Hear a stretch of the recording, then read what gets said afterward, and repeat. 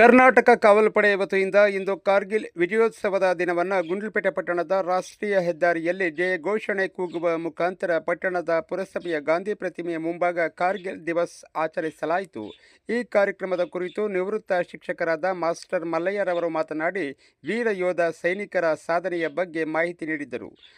ಇದೇ ವೇಳೆ ಕನ್ನಡ ಪರ ಹಿರಿಯ ಹೋರಾಟಗಾರರಾದ ಬ್ರಹ್ಮಾನಂದ ಅವರು ಕೂಡ ಮಾತನಾಡಿ ಕಾರ್ಗಿಲ್ ಯುದ್ಧದ ಬಗ್ಗೆ ಮಾಹಿತಿ ನೀಡುವುದರ ಜೊತೆಗೆ ಕಾವಲು ಪಡೆಯ ಕಾರ್ಯವೈಖರಿಗೆ ಮೆಚ್ಚುಗೆ ವ್ಯಕ್ತಪಡಿಸಿದರು.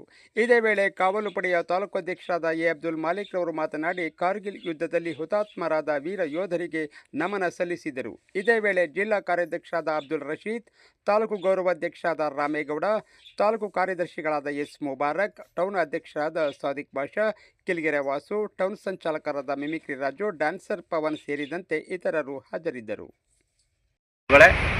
ಇವತ್ತು ಜುಲೈ 26 ಕಾರ್ಗಿಲ್ ವಿಜಯೋತ್ಸವದ ಒಂದು ಆಚರಣೆಯನ್ನು ಮಾಡ್ತಾ ಇದ್ದೇವೆ. ನಮ್ಮ ಕರ್ನಾಟಕ ಕಾವಲು ಪಡೆ ವತಿಯಿಂದ ಸುಮಾರು ಈ ಒಂದು ಕಾರ್ಯಕ್ರಮವನ್ನು 15 ವರ್ಷಗಳಿಂದ ಇದೇ ಪುರಸಭೆ ಆವರಣದಲ್ಲಿ ಗಾಂಧಿ ಪ್ರತಿಮೆಯ ಮುಂಭಾಗ ಸತತವಾಗಿ ಮಾಡ್ಕೊಂಡು ಬರ್ತಾ ಇದ್ದೇವೆ. ಈಗ ಕಾರ್ಗಿಲ್ ವಿಜಯೋತ್ಸವದ ಒಂದು ಯುದ್ಧದ ಒಂದು ಏನಿದೆ ವಿಚಾರವನ್ನು ನಮ್ಮ ಹಿರಿಕರಾದಂತಹ ನಿವೃತ್ತ ಶಿಕ್ಷಕರಾದ ಮಾಸ್ಟರ್ ಮಲ್ಲಯ್ಯ ಮತ್ತು ಈ ಕನ್ನಡ ಪರ ಹಿರಿಯ ಹೋರಾಟಗಾರರಾದ ಬ್ರಹ್ಮಾನಂದರು ಅನೇಕ ವಿಚಾರಗಳನ್ನು ಕೊಟ್ಟಿದ್ದಾರೆ. ಹಾಗಾಗಿ ನಾನು ವಿಚಾರವನ್ನು ಹೇಳೋಕ್ಕೆ ಬಯಸೋದಿಲ್ಲ.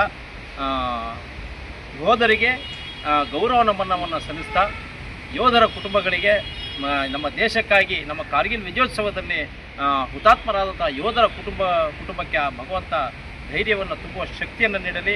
ಹಾಗೆ ನಮ್ಮ ದೇಶದ ಯೋಧರಿಗೆ ಆ ಭಗವಂತ ಆಯುಸ್ಸು ಆರೋಗ್ಯವನ್ನು ಕರುಣಿಸಲಿ ಅಂತ ಹೇಳ್ತಾ ಎರಡು ಮಾತು ಮುಗಿಸ್ತಾ ಇದ್ದಾರೆ. ಜೈ ಹಿಂದ್. ಕರ್ನಾಟಕ ಕಾವಲು ಪಡೆಯಿಂದ ಕಾರ್ಗಿಲ್ ವಿಜಯೋತ್ಸವ ದಿನಾಚರಣೆಯನ್ನು ಆಚರಣೆ ಮಾಡ್ತಕ್ಕಂಥದ್ದು ತುಂಬ ಸಂತೋಷದ ವಿಚಾರ. ಇದು ಪ್ರತಿ ವರ್ಷ ಈ ಒಂದು ಕರ್ನಾಟಕ ಕಾವಲು ಪಡೆ ಈ ಒಂದು ಕಾರ್ಯಕ್ರಮವನ್ನು ಯಥಾವತ್ತಾಗಿ ಯಥಾಪ್ರಕಾರ ಹಮ್ಮಿಕೋತಾ ಇದೆ. ಅದಕ್ಕಾಗಿ ನಾನು ಅವರಿಗೆ ಅಭಿನಂದನೆಗಳನ್ನು ಸಲ್ಲಿಸ್ತೇನೆ.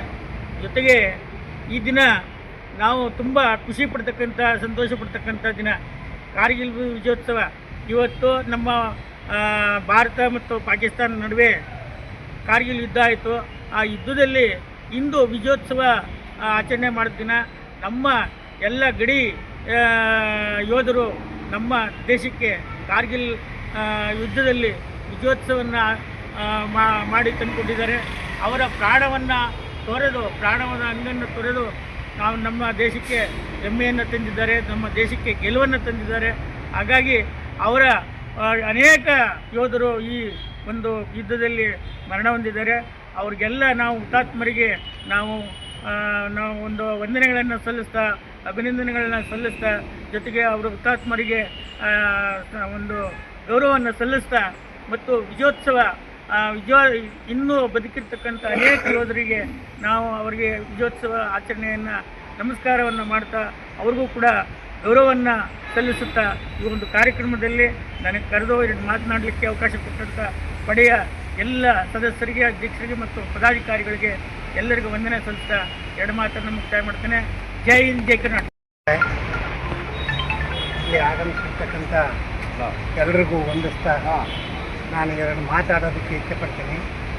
ಇವತ್ತು ಕಾರ್ಗಿಲ್ ಅಂದರೆ ಮುಖ್ಯವಾಗಿ ತಿಳ್ಕೋಬೇಕಾಗಿರೋದು ಏನಪ್ಪ ಅಂದರೆ, ಕಾರ್ಗಿಲ್ ಅಂತಕ್ಕಂಥದ್ದು ಒಂದು ಪ್ರದೇಶ. ನಮ್ಮ ಗಡಿ ಏನಿದೆ, ನಮ್ಮ ಭಾರತದ ಎಲ್ಲೆ, ಆ ಎಲ್ಲೆಗೆ ಪಾಕಿಸ್ತಾನ ಮತ್ತು ಭಾರತದ ಗಡಿ ಮಧ್ಯೆ ಇರ್ತಕ್ಕಂಥ ಸುಮಾರು 1,000 ಎಕರೆ ಪ್ರದೇಶವುಳ್ಳಂತಹ ಜಾಗ.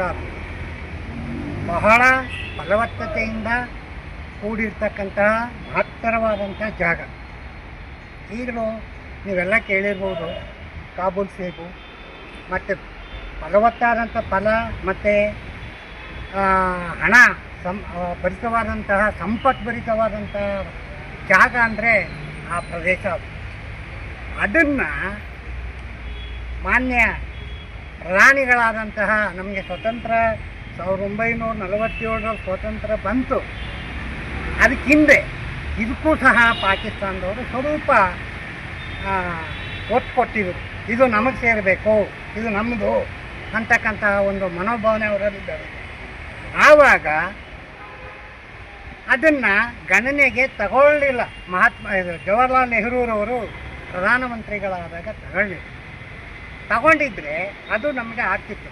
ಅದು ಬರ್ತಾ ಬರ್ತಾ ಬರ್ತಾ ದಿನೇ ದಿನೇ ಅಲ್ಲಿಯ ಒಂದು ಫಲವತ್ತತೆಯನ್ನು ನೋಡಿದಂಥ ಏನು ಹೇಳ್ತು, ಇದು ನಮಗೆ ಸೇರಬೇಕು ಅಂದಾಗ ಸೇನಾಪಡೆಗಳು ಎಚ್ಚೆತ್ಕೊಂಡಿವೆ. ಅಲ್ಲಿ ಆಗ್ತಕ್ಕಂಥ ಆಗು ಹೋಗು ಅದನ್ನೆಲ್ಲ ನಡೆದಂಥವು ಸುಮಾರು 1993-94 ಸಾಲಿನಿಂದ ಆ ಒಂದು ಘಟನೆ ಒಂದು ಹಂತಕ್ಕೆ ಬಂದು ಯುದ್ಧಕ್ಕೆ ಸ್ಟಾರ್ಟ್ ಆಯಿತು. ಯುದ್ಧದಲ್ಲಿ ಬೇಕಾದಷ್ಟು ಜನ ಮಡಿದ್ರು. ಅವ್ರು ಯಾರೂ ಅಲ್ಲ, ನಮ್ಮ ದೇಶದ ಎಲ್ಲ ಜಿಲ್ಲೆಗಳು ರಾಜ್ಯಗಳು ಸೇರಿದಂತಹ ನಮ್ಮ ಬಂಧುಗಳು ಮಿತ್ರರು ಆದಂತಹ ಸೈನಿಕರು ಹಗಲು ಇರುಳು ನಿದ್ರೆಗೆಟ್ಟು ಊಟ ತಿಂಡಿ ಹೆಂಡತಿ ಮಕ್ಕಳು ಎಲ್ಲರನ್ನು ಬಿಟ್ಟು ಯುದ್ಧ ಮಾಡೋದು ಇದುವರೆಗೂ ನಡೆಸ್ತೋ. ಅದು ನಾವು ಸಹ ಯುದ್ಧದಲ್ಲಿ ಆ ಯುದ್ಧ ನಡೆಯುವಾಗ ನಾವು ಸಹ ಆಗ್ತಾನೆ ನಾವು ನಮ್ಮ ಒಂದು ವೃತ್ತಿಗೆ ಸೇರಿದ್ವಿ. ನಮ್ಮ ಒಂದು ದಿನದ ಸಂಬಳನೂ ಸಹ ನಾವು ಅಲ್ಲಿ ಹುತಾತ್ಮರಾದಂಥವ್ರಿಗೆ ನೆನಪಾಗಿ ನಾವು ಕೂಡ ಅಲ್ಲಿಗೆ ನಾವು ಬರೆಸಿದ್ವಿ, ಒಂದು ದಿನದ ವೇತನ. ಹಾಗಾಗಿ ಕೊನೆಗೆ ಆ ಯುದ್ಧದಲ್ಲಿ ಸುಮಾರು ಅಂದರೆ ಹೇಳಕ್ಕೆ ಅಸಾಧ್ಯ, ಕಣ್ಣೀರಿನ ರಕ್ತದ ಕೋಡಿನೇ ಹರಿದೋಯಿತು.